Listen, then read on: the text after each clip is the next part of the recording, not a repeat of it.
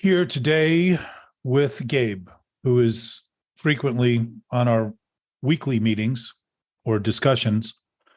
And he and I are friendly beyond the scope of those discussions and have had many conversations. And he and LA and I, who have been participating in this for Gabe and I believe have been doing this together for a year and a half or so.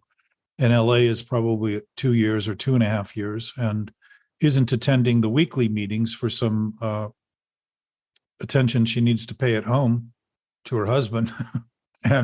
But we've been taking walks on Saturday mornings and sort of evolving in person some of the things that we've discussed by Zoom, thinking that two things: if we put our feet on the ground, given that we're human and it's such a fundamental aspect of humanity to walk, and give our bodies something to do while we're talking and thinking, there's a certain confidence, in my experience, that the brain has in knowing it's performing a function, step by step, movement by movement, that's successful and appreciable, and as a result, relaxes a little bit so the conversation, the in and out flow of a conversation can be a little bit easier. I find that also to be the case when I'm driving.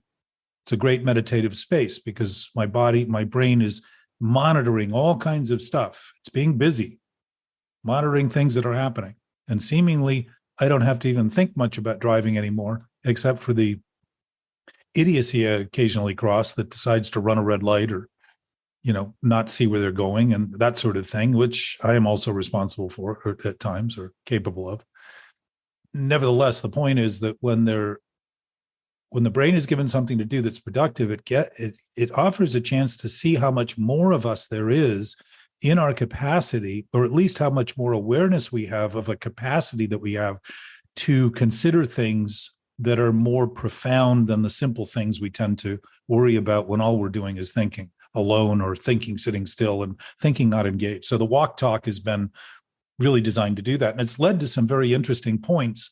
LA basically maps out the bullet points of what we talk about and sends it to us afterward. And then, I've been able to go over it, look at it with perspective to try to pinpoint some of the areas that I think might be helpful and somehow create an outline, which I expect I'll do at some point with everyone's help, which has been very helpful, the walk and the comments that have been made. But Gabe's here today so we can dig into some of the things he's been talking about because it's been very insightful for me. His process has been very insightful for me because he's been very intent on looking and seeing at the same time, which isn't always done.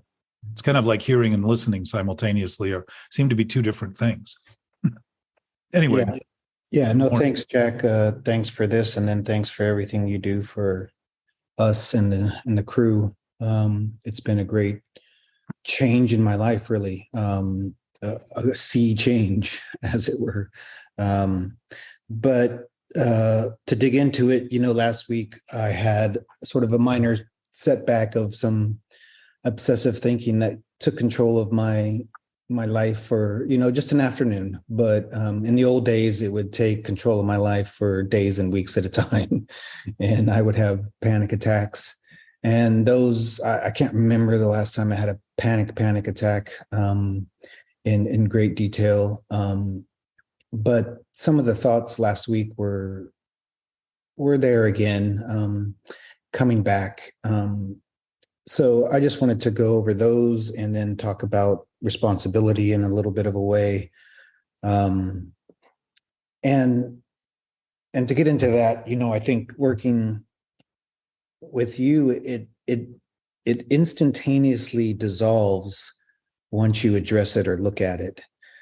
But I'm noticing more. And I think that's one of the things that got me when we first started talking was you would never say exactly what to do or how to do it. You would say, just consider or just notice what's happening in your thoughts. And that I think is really key. And perhaps for anyone listening is just to notice, to consider. And that's when it really takes that lever and pries open a little bit of gap of reality, to just consider that what I may be thinking is either not true, false, unreal, however you want to word it. Because I was thinking as we laughed about it yesterday, it's like I was concerned about someone who might harm me, who is not yet engaged with me, like, three folds away from ever being part of my life, but yet I'm nervous and worried about something they may do. And in my condition, we talked about this before, of bringing past trauma forward to present traumatic stress, and then forward looking, future tripping, however you want to say it, putting that past stress into present thinking for future things that aren't happening. So it's that's my symptom, as it were, or things I deal with. And it really just sort of surprised me again last week that it came about, where I'd been doing great for many months. So it was upsetting, but it got through, and talked to you and Laura and everybody. So, it's great to have you guys as a resource, but that's what I've been going through. And we talked about responsibility. So maybe we can, like you just said now, being responsible for what we're thinking. So maybe you could speak to that.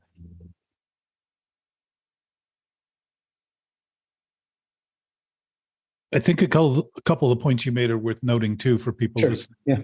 And I think you made it very clear, and I want to just accent it so that somebody consider this on a direct level with what they're thinking, is that nobody can tell anyone else what to think. We can tell them, but it's ultimately up to each of us to make decisions about what we're hearing that have the impact on us. So if we're responsible, as you want to get toward responsibility, we'll carry through this thread. If we're responsible, then we're starting to notice what we're doing that is response-able, meaning we're able to respond because we're actually adjusting to what's happening, rather than being reactive, where we're just defending what we're doing that's wrong. And the only experience I have with wrong is that wrong is not wrong, or the experience I've had with wrong is not wrong until I think it's right. And when I think right is wrong, now I have created a wrong in the immediacy of my thinking about whatever I was thinking about. So it isn't what I'm thinking about that's the problem. It's not the thing I'm worried about that's the problem. It's the way I'm thinking that's the problem. So as you said, you were worried about something that hadn't happened. We're actually creating the stress of that something that hasn't happened in our immediate experience as though it's happening now, and blaming it on that thing we're thinking about, while we're actually doing it and not noticing we're causing the actual harm we're afraid of facing. Why are we afraid of facing it? Because we're denying we're doing it. We're denying that we're the cause of these effects that we're feeling. We're looking at most of what we experience are the effects of what's happening. So what are the effects? Are not the substance of cause, they are the superficial nature of an effect. If you yell, it's loud. If somebody doesn't yell, it's not loud. It's just an immediate, it's the receipt of the thing that we struggle with, and the obvious nature of the action. And yet that action is always preceded by the cause of a thought. Nothing that we ever do voluntarily starts with something other than a thought. So the cause is the thought, the effect is whatever happens. And whatever happens to everybody to some degree.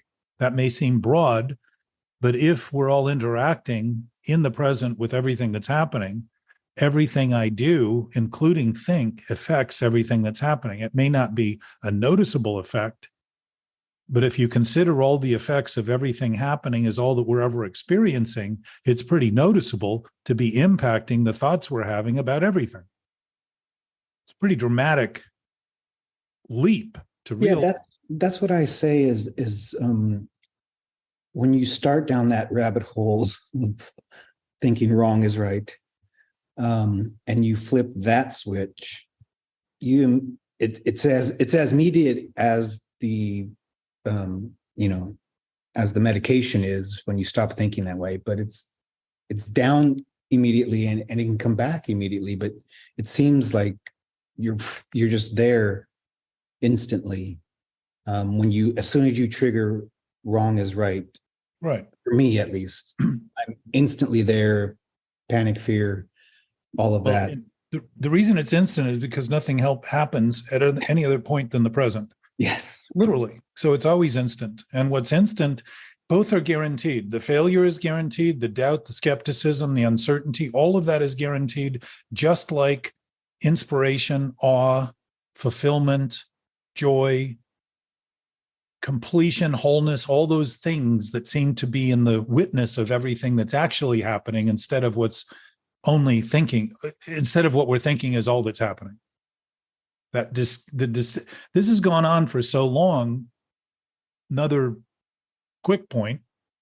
This has gone on for so long that we've been trying from an addictive nature to fix the problem, thinking once we fix it, it will be over.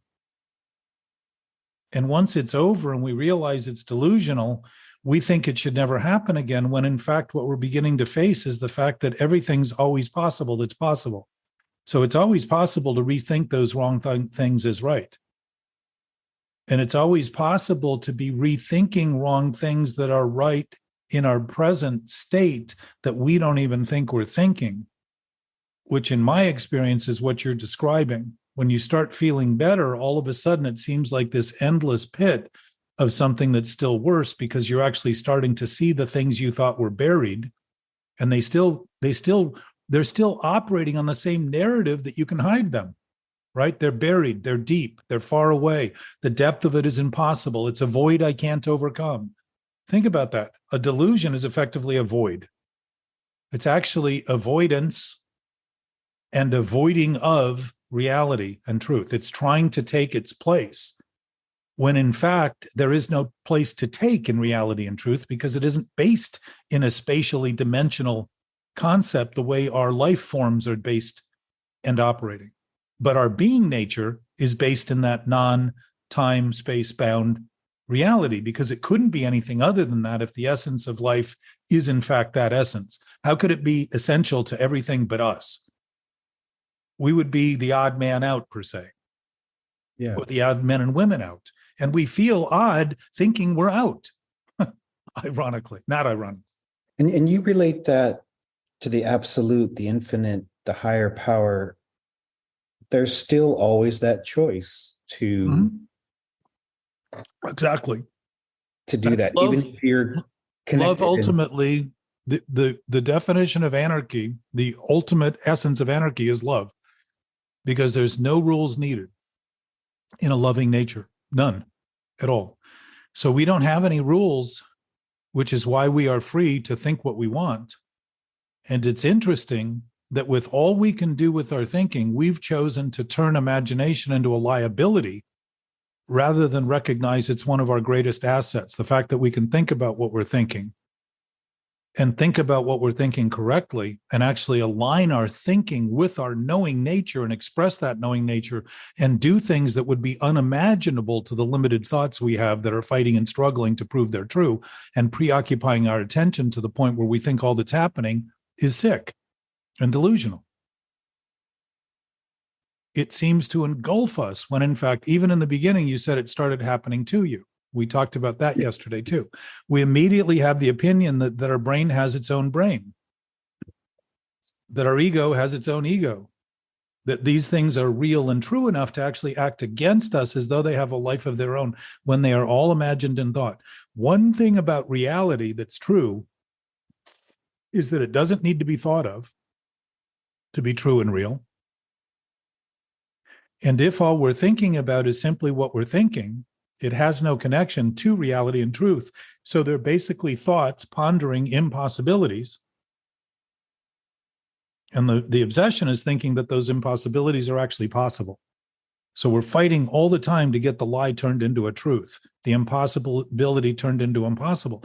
And the reason we future trip is because the only time that thing we think can happen is some other time than now, because we ultimately know that it isn't happening now at all, except to the thinking I'm doing about it. Giving it so much credit as to be thinking it's all that's happening because I'm consumed and preoccupied with the thought. The reality is still reality because it isn't in a space. We can't displace it because it is not in a place. It's always present for everyone, everywhere, and everything everywhere, because it isn't dimensional. It's not in time. It's not in space. It's an essence that's completely beyond that realm. And yet it's also within that realm. So it's simultaneous here all the time. And it's as instantaneous as the effects we create that are demoralizing and incomprehensible because we're thinking immorally about comprehension. We're trying to grasp something and come to terms with it, which this conversation can be difficult. If you're trying to grasp it and you're trying to hold on to it from thoughts that are delusional, you're giving those thoughts credit for thinking they have anything to hold on to, because those thoughts are being held on to with what we call our dear life, because we think if we don't have those thoughts, our life is over. And we're afraid not to think those thoughts because we think who we are is based on those thoughts. And that cyclical cycle is cyclical. I mean, that's exactly it, Jack. We talked about it yesterday.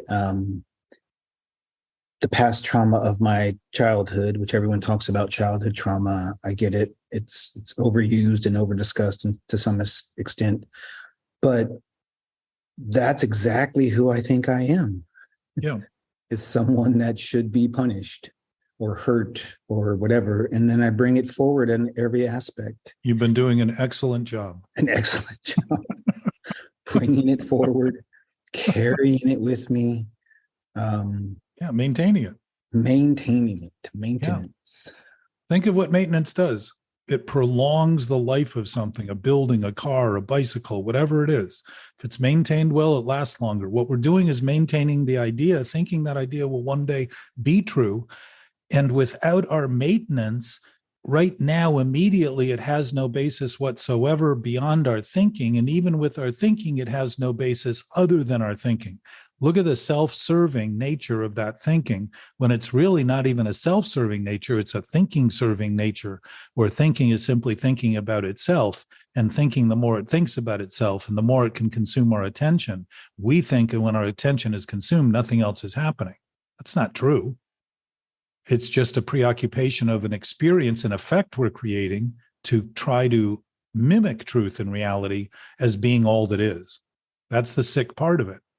The thing we already have in fullness, the reality and truth, the basis of our existence, the love, whatever that infinite source is that we already have, is the thing we keep seeming to look for perpetually and think it's hard to find, and think it's lost, and think we need to seek more and have more faith to get there, when we've basically misused faith in making believe that someday, if we think about what isn't true longer, it will become true. Reality doesn't need much faith at all. Once we realize it's real regardless of what we think. How much more faith do we need in it for it to actually be accessible and usable to us? Because we're spending time now in a relationship with it rather than one we think is the only relationship we have, which is to our thinking about our thinking. It starts to naturally, that's what intuition is. Intuition is defined as knowledge beyond reason. There's no logic, there's no reason, there's no understanding, there's no thought in it at all.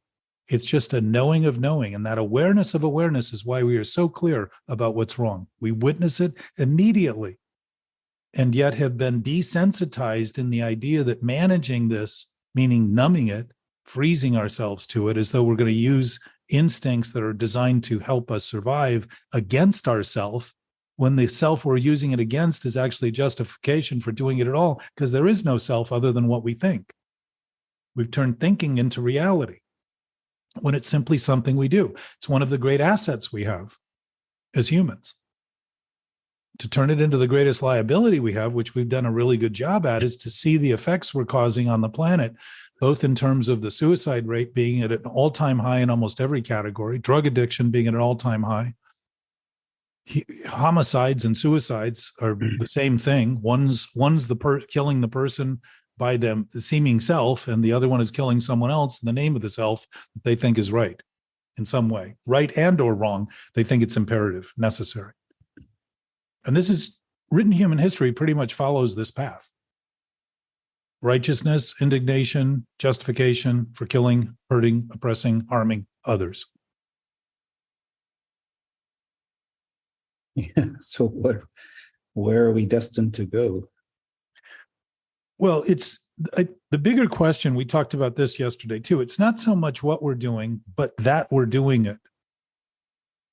that makes the switch. Because to think of what we're doing when if everything in a relative scheme like thinking or change is always thinking is always changing because it's constantly processing new information. Our body is constantly receiving new information through our senses, so the brain is constantly weighing and analyzing and assessing this information. So the beginning and end of that constant nature is infinitesimally small. It's coming to a conclusion. So everything we just thought was happening is no longer happening at all because it's all new. The fact we've been so used to thinking the past and the future are where we live and going to live that we've missed the fact that all we've ever done is live in the present. We've always been in the immediacy of the present. We've just concocted these stories about the past and future to give us justification to continue to tell those stories about what happened back then I need to resolve in the future. And that really plays out in this idea that I shouldn't be thinking what I'm thinking while I'm thinking exactly what I'm thinking. And that sort of interminable conflict in my own thinking that I set in motion gives me a sense of impossibility. And I begin to think then everything I think about is impossible, rather than see it's the impossibility of how I'm utilizing my thinking that is casting that shadow of doubt on everything.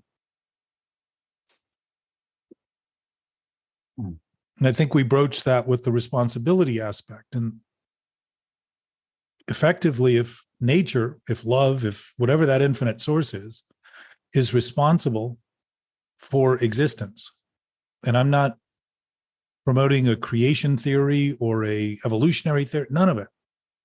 I'm just saying if that consciousness, which Einstein even recognized, he said at a certain point, as you're looking into the subatomic structure, you seem to be looking into the face of what we call God. Like there's a consciousness and an awareness there that seems to be impossible to quantify. And I would suggest it's because if it has any quantification possible, it's already quantified. Doesn't need us to think about it. For us to try to think about it again is for us to try to achieve it so that we can be, again, the claimers of reality and truth, the makers of reality and truth, and as a result feel like we are God. When in fact, we're really diminishing the gift of whatever that consciousness is that said everything that's alive isn't alive temporarily. Bodies may transform. Things in relative situations may come and go. And just as we talked about change, they start and stop constantly. So that death, we're always facing the death of something. And the fact, the brilliance of it is that the newness is what replaces it. The newness, the freshness, the ever-present nature of a knowing awareness is always replacing what we could otherwise see as death, but isn't in fact death at all. It's a newness of newness of newness of newness of newness of now, always. So if that source is responsible for this life form or this universe or whatever this concept is, we must be in that consciousness. We don't have to create it to be in it. We're created by it in the essence that however it happened, whether it be evolution, creation, whatever the mechanism was, apparently happened. And I don't think it needs us to write that history for us to be benefactors in the present moment now of that cumulative history. Whatever has happened is the accumulation of what's happening right now. It is the present moment. So in the responsibility aspect, thinking of it absolutely, which we talked about yesterday, is starting to see that this isn't optional. Infinity isn't optional. Unlimited isn't optional. Omnipresence, omniscience, omnipotence is not optional. And yet we can't be condemned by having given everything. What's optional is addiction. What's optional is the idea that scarcity reigns supreme. What's optional is the idea that I'm afraid of life. What's optional is the idea that I can worry about things and think that my worry is going to help. When in fact, worry is a prayer for the thing I don't want because I'm immediately receiving the derogatory effects that I'm afraid of getting at some future time. And I think by postponing it to the future time, I'm not doing it now while I'm absolutely doing it now. It's really insanity. It is absolutely insanity in the face of making believe we got it under control. I got this. I can handle it. I can control it. I can look like I'm not doing this and then end up becoming desensitized to our capacity and wonder why we feel less than and diminished. and low self-esteem and low self-worth, and aren't able to speak openly about our thoughts and experience things freely. Yeah, maybe you could expand on that, because there's some people in my life that have that control aspect. And should the chessboard not be exactly as they want it, they do feel less than diminished, but they're not in our conversation, obviously, but it's sort of looking from the outside in, you see those exact things you just described happening sort of in their head. It's very strange, and you can't sort of talk them out of it, or like you said in the beginning, get someone to think differently or think what they think is not thinking and all of that. But and they're not, I don't know, maybe they are addicts. Does that mean everyone's an addict, Jack? Well, to the degree that we make believe that we can set something in motion that isn't true and turn it into truth, the commotion that's created is actually the failure and the byproduct of trying to do what can't be done. The depression, the impressions that we have about all these things all these superstitious mythological ideas we have about fantasies coming true, and magic being, a miracle coming true and happening. Miracles aren't miracles when health is health and we're healed. That's the normal state. What's the miracle is that we've been absolutely delusional about the state of our disease. So our bodies have decayed, and we've thought it was some strange confluence of events, rather than seeing the direct cause of strain, this direct cause, strain, and weight of stress and anxiety on our own bodily systems. But being more immediate about them right now, Gabe, let me suggest to you that we all are in this together. We're all doing it together. We all have the basic mechanism that functions almost identically. We get to choose different faces and places and times.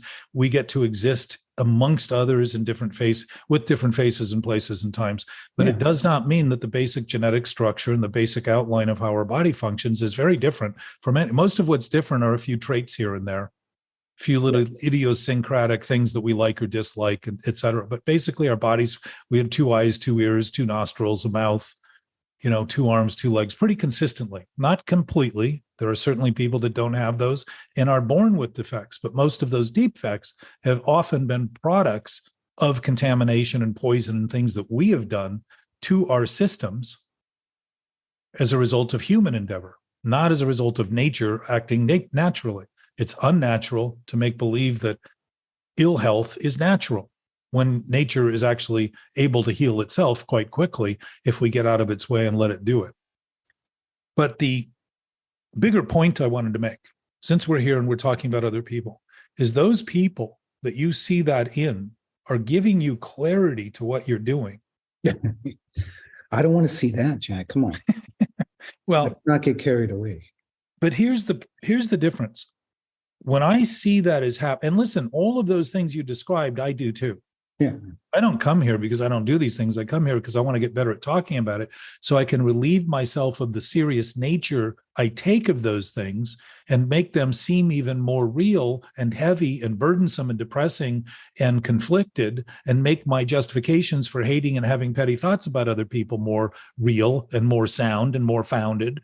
All that kind of stuff. I want to be better at talking about it because it sort of dispels the rumor in my own head that my opinions actually are true. And that's given me an enormous amount of freedom. I mean, I left a friend's house yesterday and I didn't have my wallet. Normally I would go into it would have just lit up my body. Yeah. But I said, it's either lost or it's in my drawer. There's two possibilities I can think of immediately that are probably pretty certain. And I rode home and I was even noticing that I wasn't compelled in the same way I normally would be. Now that may seem like a small thing, but those small things can be enormous during a day filled with other reactive events that this throws us over the edge, becomes overwhelming, impossible. All of a sudden, we get more difficult in our desperation. Things get more difficult because our desperation grows and we think we're going to build on the desperation to fix things. And we're just tipping over all the time. But if we're using people to give us insight and perspective into what we're not seeing that we're doing, that's a very good appreciation for what they've given us. That's a thankful appreciation, rather than one that has us continue to think they're never going to see it, they're not listening, they're not hearing. All those things are what we wouldn't notice it if we weren't doing it. Herb Kagan says, you spot it, you got it. Chuck, what was his name? Chuck Chamberlain said, we come here looking with what we're looking for. Meaning we've already got it. Yeah. It all comes out of this present state of awareness. What we do in the present is what is affecting all those ideas of the past and future, and the stories we tell that we try to maintain to give it legitimacy, as though it's a film that we keep running and thinking the more we see it, the characters are going to come off the screen and end up being our friends. Or somehow. Exactly how we valuable. choreographed it. Yeah. Yeah. And the fact is, the only enemy in that is the one we think we are when we're trying to fight for a self that doesn't exist other than in thought. So it doesn't surprise me that when a little bit of time, I mean, I remember when you first had your experience and said, man, it's over. Addiction is always looking for a fix. Think of that. Heroin's considered a fix. Yeah. Right? What's it doing? Resolving the problem forever. It's over. This is my last hit. Because the withdrawal happens and the wanting of more happens and the whole thing keeps going on. But the delusional state is, it's over. I'm good. I got everything controlled. So that's the tendency of obsessive thinking, to look like feeling better is the solution. When in fact, if we're always trying to feel better, it's an admission that we know something we're doing is worse. So we're treating the effect. What's the effect? The exact opposite of the cause. It's being caused by the effect. It's not the opposite, but it's just simply its counterpart. Right? What are we doing by focusing on the effect? Avoiding the cause. So what happens? We're constantly in a chronic self-help mode. We have a $10 billion self-help industry trying to help a self that doesn't exist get better. But that we think is the only self there is, or the only essence of my being. It's pretty sick. Damn it, I thought I was healthy. It's such a simple mistake. And my experience has been that's why misgivings occur. We know that things don't fit. We know something is wrong. It's just unimaginable to the sick thinking that's already thinking that wrong is right to imagine it could possibly actually be wrong. So the reactive nature of that thinking keeps reacting, and that is not response-able, because the response-ableness is the willingness, like you just laughed, at seeing that what you're seeing in those other people so clearly isn't what they're doing. It's what you're seeing them do, so you can offer yourself some perspective. They're probably doing it too, by the way. It's not to diminish what they're doing, but the way we see it is always very particular to what we're doing rather than what they're actually doing. Because if they told you what they were doing, they would say it in a way that would sound very different than what you thought they were doing. And they would make sure that there was a difference to what you were doing so they could discount any insight you had for them and make believe that that obsessive reactive thinking is all they have and all they want and all they need to maintain by reinforcing it with the same sick ideas. But that's the twist. Yeah, that was something that just popped into my head. Is this a learned characteristic? I have children and they say things very bluntly as they see them, as it's happening. You know, my son yesterday saw a woman with, I don't know, psoriasis or something on her shoulder, and not so quietly whispered in my ear, "What's wrong with that woman's skin?" You know, it's like, it's sort of instantaneous about seeing something and reacting and asking and questioning, but is the sick thinking learned behavior? I guess it is. I don't know. It's the only way it could be, I guess. Well, imagine though, if we've been doing this through history, that there's thousands of generations that have evolved. DNA evolves, and it evolves according to the environment. You know, people in colder environments evolved in different ways than people in hotter environments evolved. To accommodate and adjust and adapt to those environments.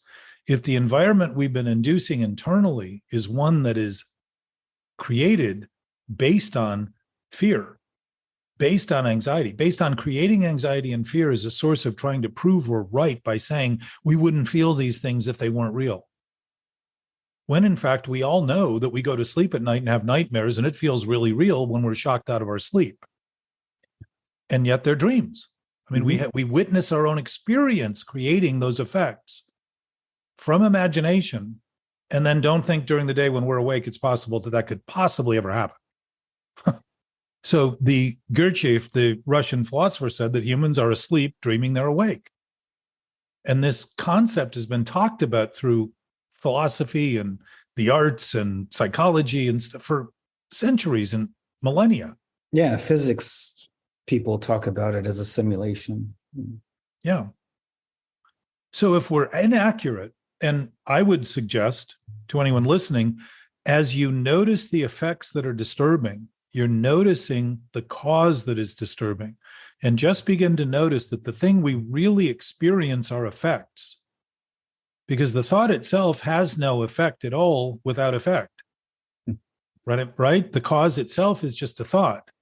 It's the effect it causes that we experience, because our bodies are attuned to sense what's happening. Now, our eyes, just to give you an example, our eyes don't have an opinion about what they see, no more than our nose or our mouth has an opinion of what it smells and what it tastes. That has nothing to do. It just says, here's the raw data. I don't know what it is. But the brain determines what it is, which is why we have words attached to that smells horrible, that tastes horrible. What does that tell us? Something's wrong with what we're smelling and eating. Why do we do that? Because we don't want to eat contaminated food. We don't want to eat stuff that is sour. Why? Because it's not good for us. It's past its healthy life. It's rotten. If you eat rotten meat, you're going to get sick. You may kill yourself. If you eat water that's stagnant or drink water, it will very often kill you. The most fundamental aspect of what allows Earth to provide us life forms to function, the life forms to function, kills us if it's stagnant. Why wouldn't that be the same with our own fluid thinking? Our own current thinking. Think of the word current. It's current, happening now. Current, it's fluid, it's flowing. There's something about it that's moving, moving. Momentum is emotion. And if it's moving and it's always new, it's never old. There is no age in it whatsoever. So it's not a dimension of time and space.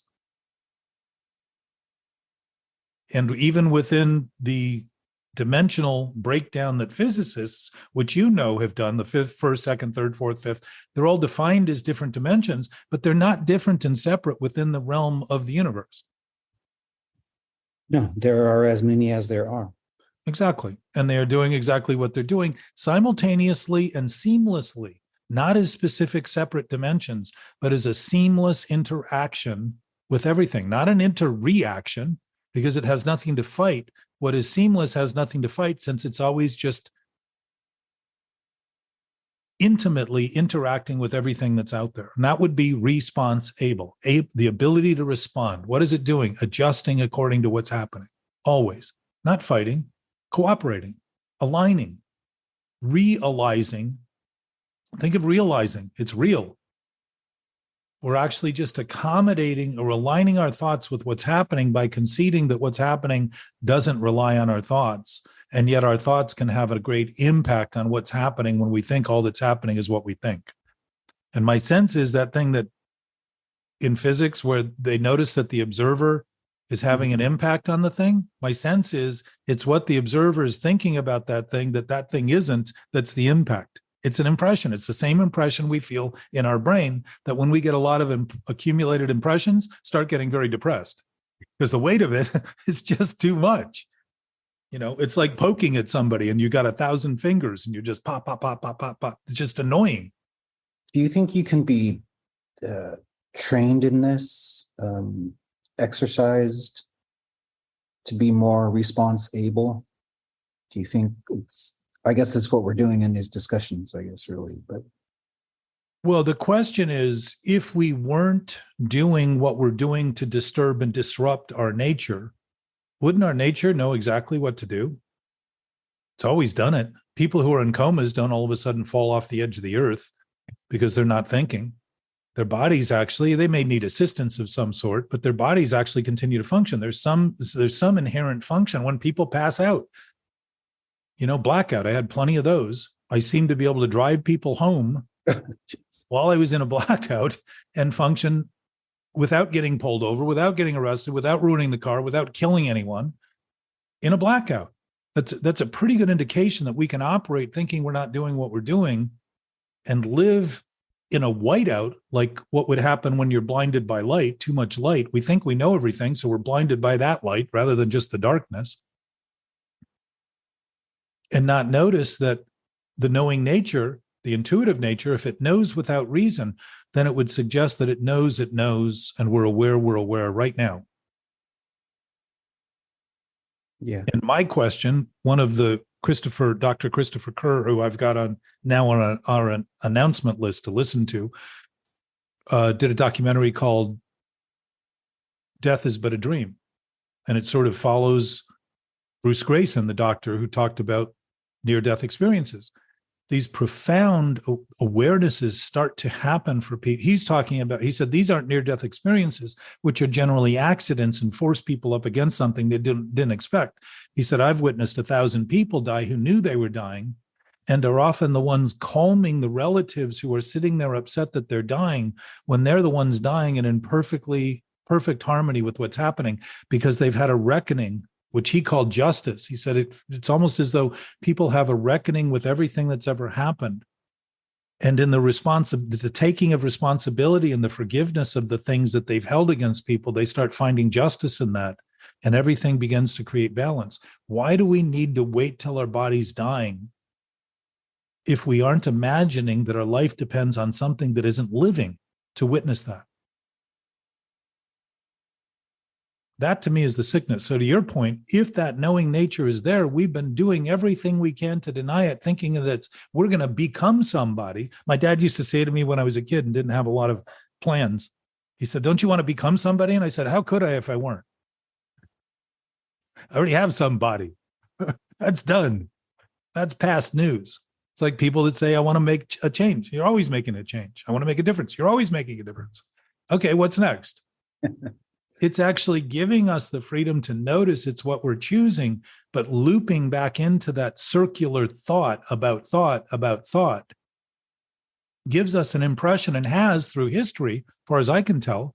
If there's any evolution, perhaps this is the next paradigm shift of human awareness, beginning to realize that thinking about our thinking is certainly something we can do, but thinking about what we know is also something that we're absolutely capable of doing. And thoughts ultimately, in their highest value, are designed to express what we know rather than think about it and think about it and think about it and think it's up to us so we can take credit for what we do rather than say thanks and just express it in the most abundant way possible. Without thinking, look at how great I am, but thinking, how great are we to have this happen amongst us so we can all see when humans figures out how something works, they don't think about it too much anymore. They just utilize it. Somebody knows how to ride a bike. They don't have to go back through the whole explanation of how they learned. They just get on the bike and ride. That's true. Yeah, that's interesting. So if we were functioning on that level, to your question, that if we already know it, it's just reinforcing what we already know, then what we've been busy doing is trying to reinforce all we think we know. And think we're going to get to pure knowledge by thinking about our thinking, when if we can think what we know doesn't even exist, where is there to go with that that's going to be productive and useful and whole? No, nowhere. Absolutely nowhere. Which I think is the current state of affairs these days. Very good.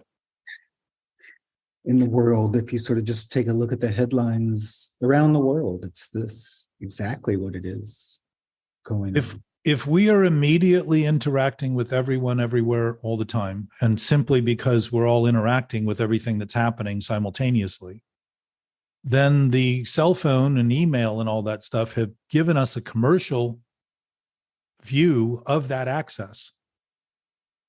We've always had access telepathically, but now we have it mechanically because those are industries that can be created. But if we've diminished our capacity to function on that level where we are connecting with each other in the way that we're connecting to the fullness of our awareness, these things we've created are useless compared to our capacity to actually communicate on levels that go well beyond having any wireless connection. Because if we're in the grid and we're part of the grid and we're all part of it, everything and everywhere, including every inanimate object, including every molecule in the universe and everything beyond the universe now, because the universe, if it's expanding, apparently has something beyond it to be expanding into. So it means wherever it is now is limited because it's continuing to grow.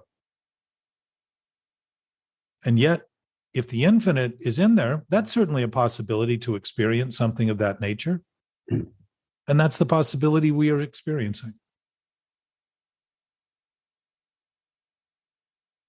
Yeah, well, it's good.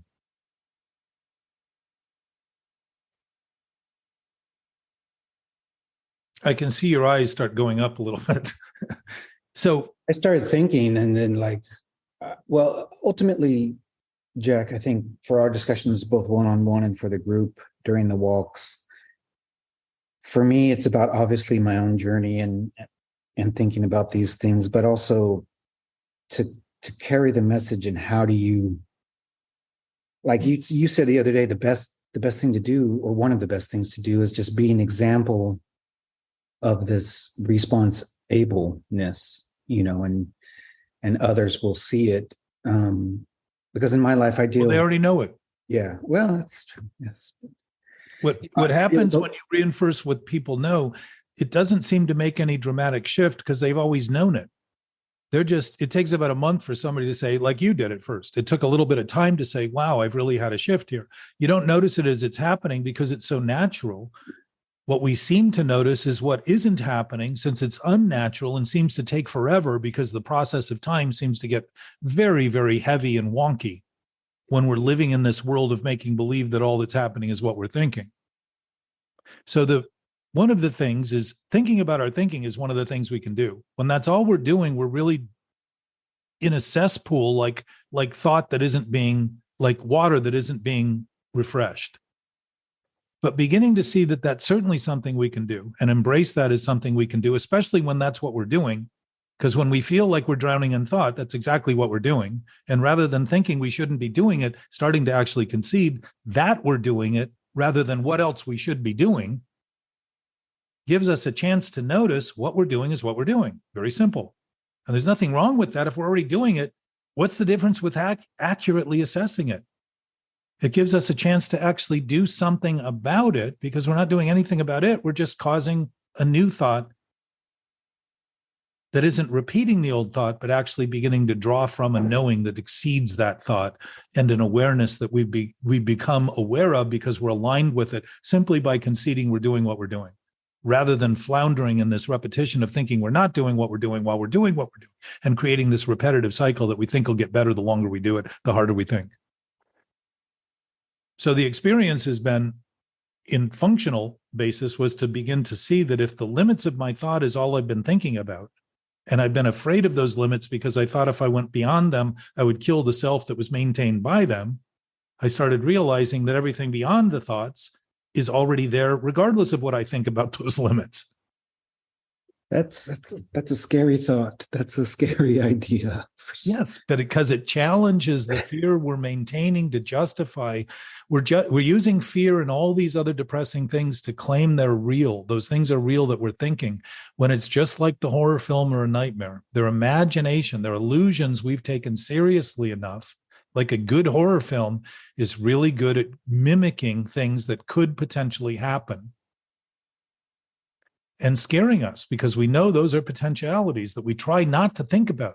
We think we're being positive by not thinking about things that are negative, but in fact, thinking about them positively all the time and thinking they're not negative, thinks they're not possible to happen, and puts us in situations that will increase the potential of them happening, because we're sure they're not going to happen. Yeah. On many levels, many examples of that. Yeah. So the stability is our natural state. And my point that we discussed yesterday is that we wouldn't know what's wrong so clearly if we didn't know what's right. And the difference between wrong and right in the human form is that right always works productively, gainfully, usefully, wholly, produces abundance, more than we need, so we always have more to give. We share the abundance as a result, rather than think we need to keep scarcity to ourselves.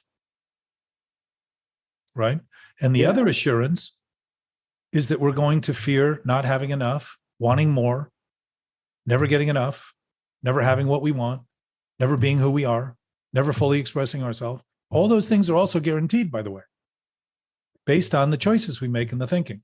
So we have assurance in both directions, but it's so sick to think that we could possibly be assured of all the dread and all the misery and all the mental exhaustion and all the mental turmoil, emotional turmoil, inner conflict, struggle, anxiety, stress, and actually say, I'm responsible for it at the same time that we're trying to pretend we're not even doing it. Think of that. Mutual assured annihilation. Yeah. I mean, it's the reactive nature is just like we talked about the nuclear reaction. Oh, yeah, you did. We call family nuclear families. And the nuclear power plants are basically 16 feet of concrete thick because of the potential for them to get out of control. And mentally obsessive thinking is reactivity, that same kind of reactivity that we think we're managing life when we're controlling it and keeping the lid on it, but it often explodes. And that's why these murders and these obscene things that people do, thinking it's the only thing to do. The guy in the tower in Las Vegas kills 50 some people. Clearly, that is not something that would fall under the category of sanity. So there must be something at work that's giving us impressions that become so real, we think it's the only thing we can do. And when the only thing we think we can do is the only thing, we're completely violating the responsible premise of choice, because choice always allows us to do at least one thing and nothing simultaneously. We can do one thing and we can do nothing. Those are always available in choice. Irresponsibility suggests it's only one choice. Interesting that we would say it's only one choice and call it choice, when if it was only one choice, it wouldn't be a choice. Yeah. We talk about it out loud and don't put the math together because of this sort of collective conspiracy that all we're thinking is who we are, and we better figure it out together and not tell on each other and not speak to each other honestly. Yeah. So that we don't blow the cover that we're all maintaining, which isn't covered at all because it is leaking just like the nuclear waste. Everything they put it in is leaking. We thought we had a 25-year solution for energy, but we never realized we had a 25,000-year problem with the waste of that energy. And it still hasn't been figured out. Of course, it wasn't figured out in the beginning. Why would it be figured out 25 years later once the power plants are decommissioned? That kind of thinking always creates an abundance of toxins and pollution and corruption.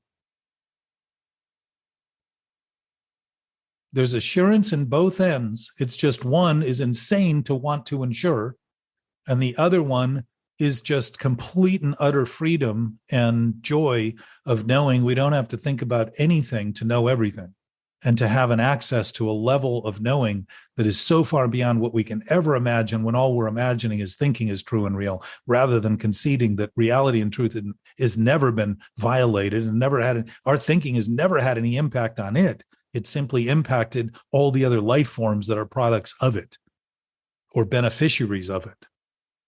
Yeah, that's all. Say that again, Jack. That's important, that our has an effect on it, our thinking. Well, it's like, I think the point you were grokking yesterday about responsibility is often seen as something we can take, give or take. Or not do, or do. Or... Yes. But if the nature of existence is responsible for our human existence and our life form, then we're responsible by nature, and that is not an optional. That's an absolute state of being. We're just responsible, period. It isn't an option any more than an absolute nature is an option. These aren't negotiable. They're not things that come and go. There aren't things that we can not have. They're things that we wouldn't be able to think about not having if we weren't. They're the essence of essence. They're essential. They're not optional. So responsibility would be one of those things. Because if nature by its nature is responsible for nature, then we by nature are responsible, period. And so if we get out of the business of trying to renegotiate responsibility and just simply concede that we're responsible, the irresponsibility of our choices becomes very clear very quickly and seems very dreadful to look at, because it's so ridiculous to think that we've been taking it seriously so long, is to think that that actually defined us, when what it defined was our attempt to deny reality and truth and think we could ever have any impact on something that never changes. We're using something that's always changing. And what's interesting about that is the fact that it's always changing reveals its absolute nature. But it has to be seen in total, like all change is changing, has to be seen in total before that can be seen clearly. So the concession is, if all we're ever doing to identify ourselves is what we're doing to defy and deny reality and truth, then the reality and truth we keep thinking is going to create is always going to be a dismal effect and a dreadful effect and a faithless effect of abundance. We're going to get the abundance, but we're going to get the abundance of something we're going to claim not to want. Because if we can't even claim we're having the thought, why are we going to concede that we wanted the consequence, when the consequence is there to give us perfect definition of what we're doing wrong? It's like a textbook designed for each of us, saying this is a reflection of exactly what you're thinking. And as a result, the action you take based on that thinking, this is the consequence of those actions, because now you can see textbook. This is the education. Within obsessive thinking, what we want to say is there's nothing here. It's everybody else's fault. It's going to reverse, because a lie only bases itself. A lie is only a lie as long as it's imagined to be true. That's the wrong consequence I want. So let me rethink it. Right. I didn't mean that, people say. It was an accident. Like, no, it's no accidents. There are absolutely no accidents. If this was an accidental universe, getting into accidents would not be insured.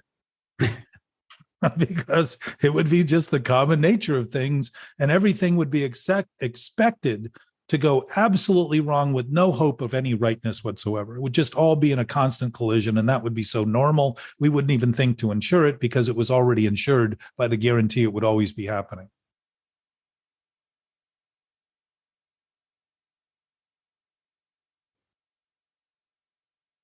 No, good stuff, Jack. Well, I think to your other point that we talked about, if you don't mind me digging a little bit further here, is that having a little bit of this clarity really brings a level of relief that's completely unexpected, but often unnoticed for a while, as I said, because it's so natural and we've always known it. When we start actually expressing it, it doesn't seem unusual at all.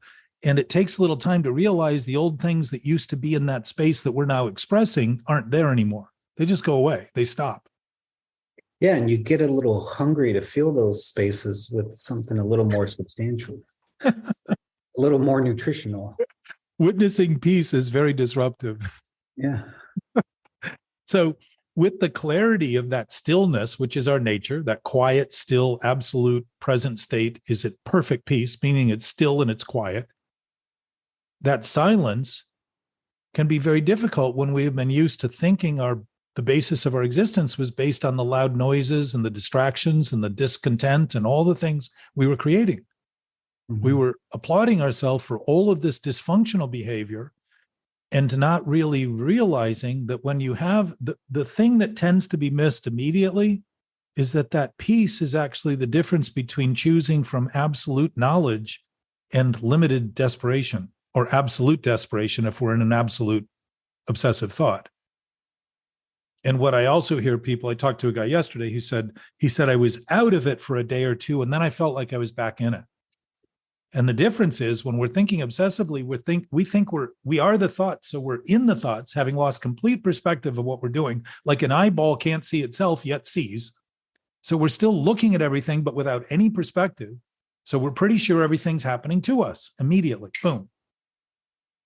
While it's not, it's being caused by us. We're creating a scenario to give ourselves the impression there's nothing else we can do. And those are choices we're making. They're sick choices, yes. But if we are in that present state and start to get used to that present state because we're already used to it and start to get our thinking used to it, all of a sudden we will start doing things we never could have imagined doing. And they will happen before we even think about them because there'll be no need to think about them anymore because they'll just be, the thinking will be thinking of how to express them rather than how to come to the reality of the conclusion of them. We'll already know. We'll be expressing knowledge. That's intuition by definition. Knowledge beyond reason. No understanding, no thought. It's just knowledge expressed. Now the thought gets to do what it's designed to do, like a dam is designed to let water flow through it.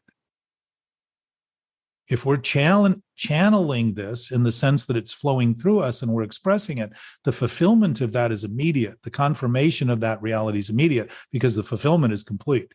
And it can be very disarming to the fact that we have felt like we had no arms to do anything for years, except the same thing and repeat the same thing because we've been limiting everything that's happening in our world to what we were thinking.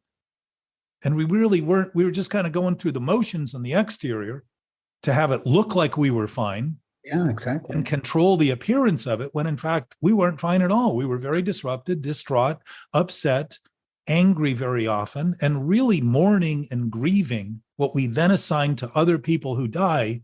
And they give us a chance to actually see that we've been mourning the life we have never even lived. Yeah, it's very potent, very pertinent, I think, about seeing others die and about holding on. Yeah. Effectively, if this source we are is infinite, there is no death. There are just transformations of bodies. And if our body transformed into the one it is now, why aren't we fearing the period before it transformed into what it is now? Nobody, we talk about our youth and our childhood and all that with great dramatic effect. Yeah. But we don't talk about that time before we started and think, oh, that's horrifying. I'm scared to death of that. We don't even think about that. Interesting, we only think about it in the direction that it seems to serve the thinking we're doing about all the other spatial dimensions that are basically and ultimately wrong. They're just ideas we have. There's things we can do, but it's what creates great fiction. And internally, it creates great friction. Living a fictive life is, we know better. We absolutely know better. So the talking about it, one of the things I learned early on, to your point about how do you carry this message, how do you talk about it, was that I started actually saying the things that I would never say, because to have said them would have meant to sully the image I was promoting about the person I thought people thought I was. So I wouldn't say those wrong things. And so I started saying them. And it was amazing to me, first of all, how little impact it had on other people. They didn't even notice very often. And when they did, they would generally laugh because it's just so different to hear somebody say, you know, I really don't like that dress. I'm going to tell you how I think about that dress. I don't like it. I just don't like it. It isn't that it isn't likable. It isn't that it doesn't work. I just, something in me is stuck on thinking that. So I'm telling you that. And it's a very interesting way of communicating because it actually starts to address. I have so many petty thoughts that go on in my brain about how people are driving, how they're walking, what they're thinking, how quickly they're crossing the crosswalk when I'm waiting to get across the crosswalk, all that kind of stuff that enters my brain. And as I talk about it, I realize how silly it is to have kept it to my seeming self for so long and not notice that it's simply the pettiness that I'm experiencing about the self I think I am, that I'm trying desperately, like I use drugs and alcohol, to do something, to pin the tail on something outside of me to finally escape from it. And not see the value in that by actually beginning to talk about it openly and talk about the pettiness and talk about the vulnerability and the insecurities and the weaknesses openly. And it's interesting that the thing I used to think would be so objectionable, very often people laugh and it opens a whole conversation that I'd never have with them on a level that's very genuine and authentic, because it's not based on this kind of quid pro quo of let me do what I can to continue to promote my image and I'll do what you do what you can to promote yours, and I'll do what I can to pretend I get everything you're saying and think everything you'd like me to think in relation to what you're thinking. It's impossible. You do that with strangers too? I mean, just anybody? Pretty much. I mean, with the homeless I talked to, I started saying, where's your mom? It just occurred to me. These people act like they're disconnected and have nobody, and everybody's got a mother somewhere, somebody that cares about them. So it opens a conversation. I said, well, have you talked to her? No, I haven't talked. I said, you think she might wonder where you are? Because my sense is we've made believe that all these people are just this disconnected category of humans that have no connections to anybody. When most of them, in the same way you talk about your past, are running from it, don't think they can go home, don't think they're welcome home, don't think anybody loves them, don't think there's any connection left. And many of them have burned those bridges for sure. But why would we take people who have burned the bridges of their own family and think that giving them new housing was the best solution? Yeah. And not have them burn it down? We've already had instances of that in the city. Literally burning it down. Yeah. Why wouldn't they? Of course they're going to do that. They burned all the bridges of people they loved, that they grew up with, that had taken care of them, that birthed them, that did all those things for them. Not to say some of those people haven't lived horrible experiences that are much greater than I can even imagine. But the fact is, if they're over and they're done and they're no longer happening, and we've cultivated a mindset that we have to overcome something that's not happening in the present, we're missing the present healing capacity of knowing and awareness that is always available to us and always at the ready and always able to relieve the stress and the anxiety and the struggles by creating a new present traumatic stress disorder about thinking about something in the past by trying to blame the past. But there is no past to blame. It doesn't exist anywhere other than our thoughts. I mean, so they're as guilty as I am as guilty as they are. Yes. Which is why we all feel guilt when we're guilty. No, I'm saying like it's just same thinking. So you're seeing it in an absolute sense, that the differences don't create differences. They're just simply differences in memory, differences in choices of memory, different preferences to cling to, identify with different things and think that that makes us different, when if we're all doing the same thing in that way, might as well be worth looking at the fundamental foundation of that. And my sense is thinking is fundamental to our activities. All animals have brains. They don't I don't know that they think about their thinking because they don't seem to have dogs. Only animals that have been domesticated are on antidepressants. Yeah. Yes. Dogs have anxiety. Of course they do. We've turned them into people. We want them to be domesticated. But think of our domestic situations of not always being that healthy. So dogs are actually suffering the environment they're living in as a result of their experience of humans that are not domesticated. We might not pee and shit on the floor, but the other stuff that we're doing is the same kind of waste and stinks and causes fear in animals that they know to be afraid of. You know, the fear we feel is an awareness that we should be afraid from what we're doing because it's actually undermining our entire bodily functions. All of our bodily systems are undermined by stress and anxiety. And so much of what our bodies do don't need to be thought of at all and do it perfectly until we undermine those bodily systems and they start malfunctioning. And we worry about dying while in fact we're creating the death we're worried about. And what we're really worried about is the thinking we're doing in the present. That's the thing that actually bothers, because it's the only place in time where anything happens. And if it's where we're doing what we're doing to lead to that other thing, we know presently that we're on a collision course with reality. And we're going to end up in situations we don't want to accept. But if we can't accept it now, why are we going to start accepting it then? Yet we have hope in then as being the answer because it hasn't happened yet, we think, while it's happening now and we're denying it to the degree that we make believe it isn't happening. Yeah, it's the denial. So it isn't denial, it's thinking denial's real. It's thinking that denial actually blocks these things and the impact stops. That is the problem, because denial only starts to create, like a beaver's dam, a backflow of pressure, water building up, building up, building up. If water overruns a dam, it destroys the dam. You know that? Yeah. Yeah. The engineering says that once the water starts moving over it, it's going to take it with it at some point. So as long as it's kept behind it, and that's our job in terms of trying to keep the ego down, trying to control the thoughts, trying to control the image we project, trying to control the thoughts we say about it in relation to it, so we can always feel we're managing it. We don't want to get run over. We don't want to get overwhelmed. Why are we overwhelmed? Because we're trying to shrink everything down to fit this little package we've created. And there is no overwhelm in life and reality. It's called awe and inspiration. When you're actually looking at everything that would be overwhelming to limited thought, it's an awesome prospect to notice that it's all happening right now, and we happen to be a part of it. Not only are we a part of it, we're conscious of it. We're not just twigs floating down a river.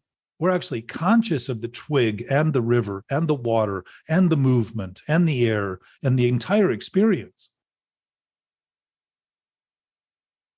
Pretty elevated state for us to think diminishing is our highest cause. It's crazy. Yeah, it's the current state of affairs, is diminishing everything. The idea of this podcast, after we had all done what we did for a year together, because the conversations were so illuminating and also illuminated things for people that once they saw them were very disturbed by them. Some never came back, and some came back much later, and some still call me separately but don't seem to be able to handle the crowd, because my experience was I'd done a lot of work one-on-one with people, which is it's a sanctuary, like therapy is, or a priest is, or anybody that we rely on, where it's one-on-one. You can rely on somebody individually, but when you do it in public, you start to actually act in the same vein as we do in public during our day, which means many eyes are looking. We're not normally aware of who they are and what they're looking at or what they're thinking, but any of the thinking we have in regard to what we think people should be thinking starts to actually get compounded in public.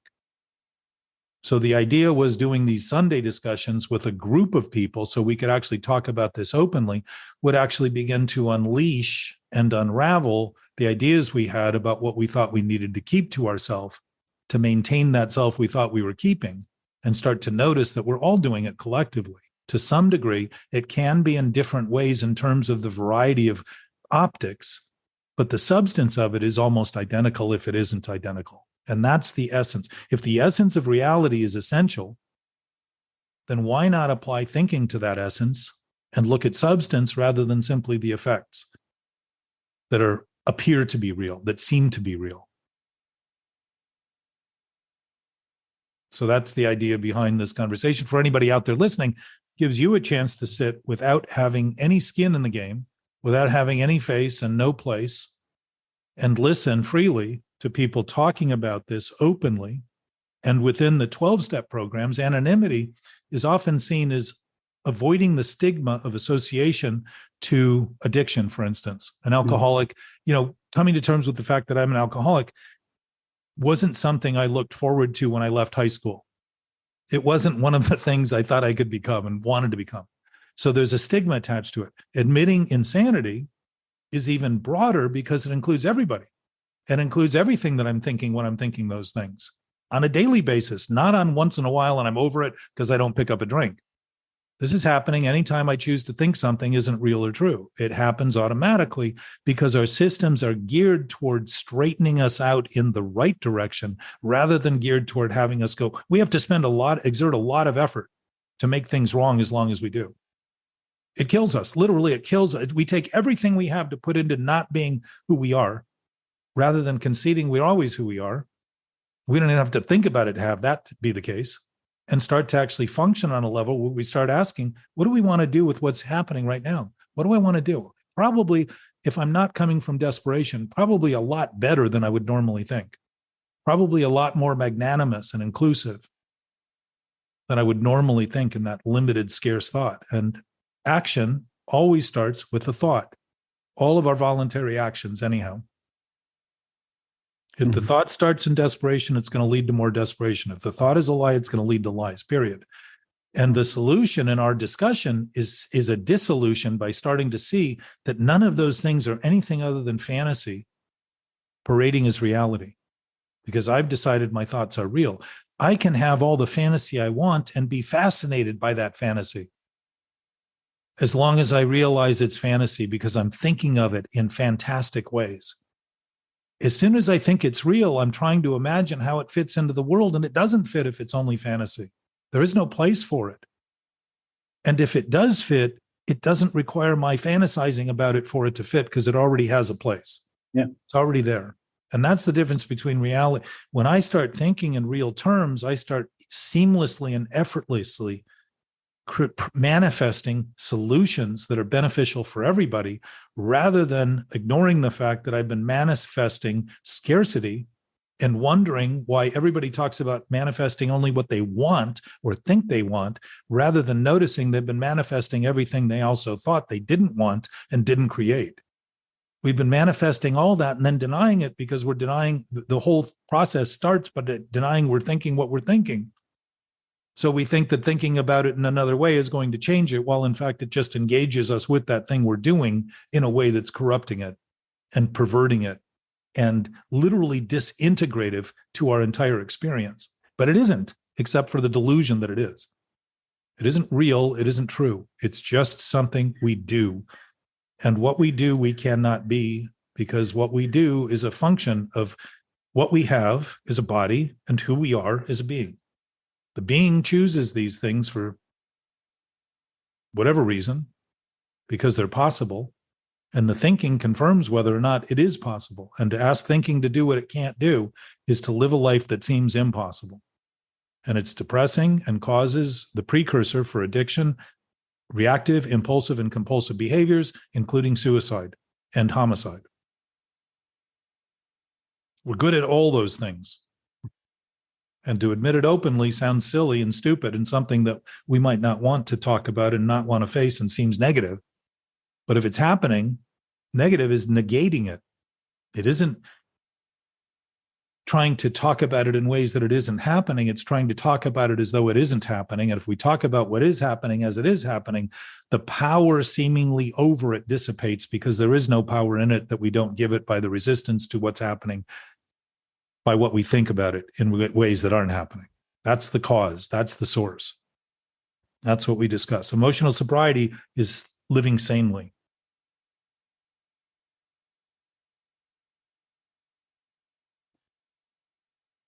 We are right on schedule, young man. 1.5 hours. No, it's great, Jack. It's wonderful. So I want to do this a couple more times with you also, because in my experience, every one of these points lead to all the other points because there's no division. And my talking often over talks points that I think you could make that you're either struggling with. And part of me also knows that part of that struggle is also just thinking about things in relative terms rather than contemplating the absolute nature of those relative terms. Just seeing relative terms are a possibility of possibility rather than only a possibility of impossibility. Yeah. And really starting to turn that corner. So there's a healing that occurs naturally, and things will occur to people. I know out there probably things been occurring to you that you then react to because you're used to it. And it's sort of become a groove in your system. And it isn't necessary except to the thinking you do about, I've always done this, so I think I have to continue. That again is just thinking, creating a narrative to justify it, when in fact, I can assure you, you have absolutely no obligation right now to do anything other than what you truly want based on reality and truth, rather than based on this conception of reality and truth that we mistake and misuse and misappropriate and do all that other stuff with. We're free all the time. And if we're free thinking things that are sick, imagine that. Why would we if we were sane? That's the question. And I would say we're not. You're not. It's insane to do that. Okay, so we've defined that, and we now become party to the people we think are completely insane by noticing that anything we think about them from the vantage point of our insanity is never going to help them get better, by making believe they're worse than we are when we're doing the exact same thing. Yeah. Yikes. It's scary.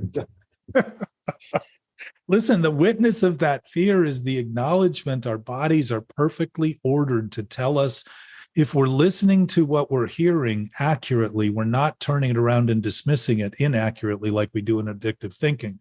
So fear is actually telling us, continue in this direction. Yeah, something's wrong. You're already afraid for what you're doing. Continue in this direction and you're going to definitely face it. It's just a matter of time. Why? Because we think that the subtlety of it means we can deny it more and quicker, rather than wait till it becomes so glaring and obvious that there's no way we can deny it because the freight train's 3 feet away from us and we're still standing on the tracks.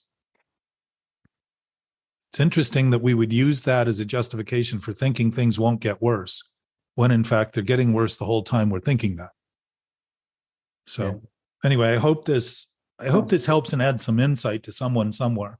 Yeah. And I love talking about it because it gives me a greater sense of levity in relation to the seriousness I always took myself to be. When I realized there's no self to take seriously, the joke of it all started to become pretty obvious, and it became easy to laugh, which is really the release of tension, rather than cry and mourn and grieve and completely try to compact the depression and get away from it. While depression obviously is depressing. The more I press on it, the more depressing it gets. So anyway. Great, Jack. Thank you so much. Thank you so much, Gabe. I love our conversations, and I'm very thankful for your attentiveness and your content. I can see your eyes gaze off, and I know you're contemplating, and you just feel a wash in it. And in a way, that's a cleansing. It's just starting to notice, wow, have I been missing this whole time while it's been here? That's pretty phenomenal. Yeah, and I go through all of that when we're talking, just wow. And in an essence of realizing something that isn't based in time, we've never wasted any time, because there's never been any time to waste in that regard, because we're starting to actually notice that the awareness of who we are is the awareness of that being nature, of that absolute nature. That's our awareness. That's who we are. We have bodies, and we're responsible for those bodies. And to act irresponsibly with those bodies is obviously not to be responsible for those bodies, but to have us responsible for the irresponsibility.